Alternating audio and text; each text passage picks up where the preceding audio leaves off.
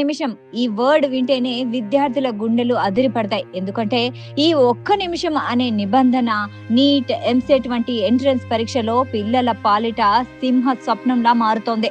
ఎందుకంటే ఆలస్యం అవడానికి జెన్యూన్ రీజన్ ఉన్న ఒక్క నిమిషం లేట్ అయితే అప్పటి వరకు ఆ విద్యార్థి వారి తల్లిదండ్రులు పడిన కష్టమంతా బూడిదలో పోసిన పన్నీరే.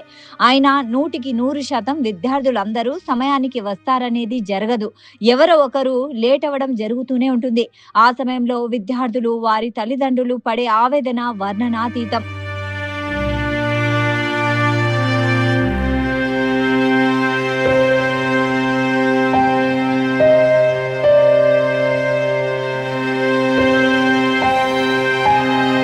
మధ్యప్రదేశ్లోని విదిశాలో సరిగ్గా ఇలాంటి ఘటనే చూసిన వారి మనసు కలుక్కుమనేలా చేస్తోంది. స్వల్ప ఆలస్యం, బయోమెట్రిక్ సమస్య, అడ్మిట్ కార్డులోని పొరపాటు కారణంగా 3 విద్యార్థినులు నీట్ పరీక్ష రాయలేకపోయారు.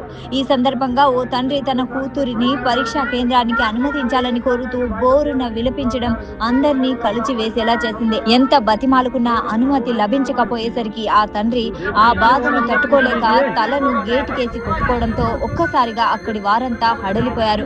ఆ తండ్రిని పట్టుకుని ఆ చిన్నారి బోరున విలిపించడం కలిచివేసింది.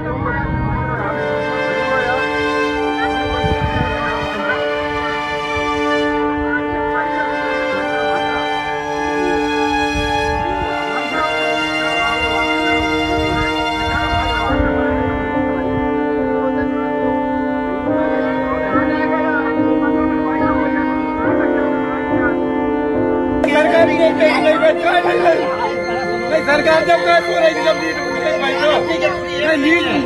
लीक भाई जब कर हो रही